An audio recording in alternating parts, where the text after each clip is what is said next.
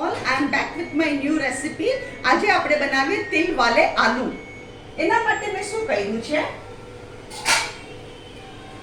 અડધો કિલો બટેટા આવી રીતે ચિપ્સ કરી કાઢ્યા, એને ધોઈ કાઢ્યા અને 3 ટેબલસ્પૂન ઓઇલ ગરમ કર્યું, એમાં તલ નાખ્યા અને એની ઉપર બટેકા નાખ્યા અને 5 મિનિટ રહેવા દીધું એટલે આપણા તલ જરા કડક થઈ જાય, નહીં તો તલ ઉડે એટલે એના પર તરત બટેકા નાખીને 5 મિનિટ રહેવા દેવાનું અને મીઠું નાખીને કવર કરીને આવી રીતે મેં ચડાવી દીધા। મીઠું નાખીને કવર, આમાં પાણી બિલકુલ નથી નાખ્યું। હવે આપણે મસાલો કરીએ। હું તમને કહું શું મસાલો છે। મરચું 1 ટીસ્પૂન ભરીને, ધાણા જીરું હાફ ટીસ્પૂન, હલ્દી પાવડર હાફ ટીસ્પૂન અને અહીંયા મેં 3 ટેબલસ્પૂન શુગર આવી રીતે પાણીમાં પલાળી રાખી છે, એ શુગર આપણે નાખી દઈએ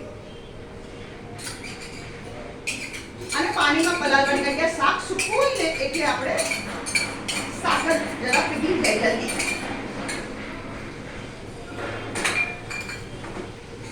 આ બહુ સરસ લાગે। આપણે ચિપ્સનું શાક તો બધા બનાવતા હોય પણ ચિપ્સના શાકમાં શું કે તેલ બહુ જાય।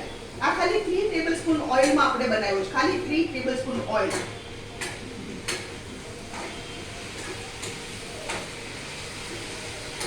આ એટલું સરસ લાગે ને, આ થેપલા સાથે અને રોટલી સાથે બે સાથે તમે ખાઈ શકો।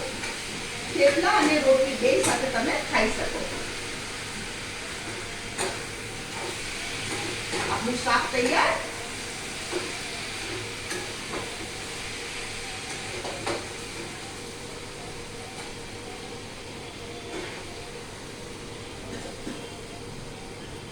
અહીંયા હું ગેસ બંધ કરું છું। ફ્રેન્ડ્સ, આ છે ચિપ્સનું શાક, આપણે તેલ વાલે આલુ। અગર તમને આજની મારી રેસીપી પસંદ આવી હોય તો પ્લીઝ તમે કમેન્ટમાં જરૂરથી લખો। તમે મારી વિડીયોને શેર કરો, લાઈક કરો અને મારી ચેનલને જરૂરથી સબસ્ક્રાઈબ કરો।